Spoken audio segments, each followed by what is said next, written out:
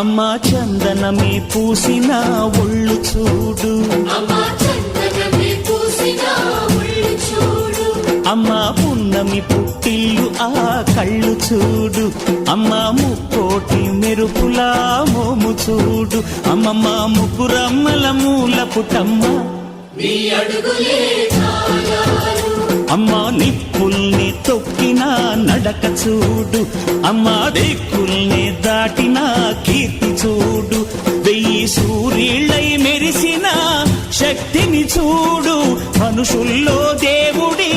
భక్తుని చూడు.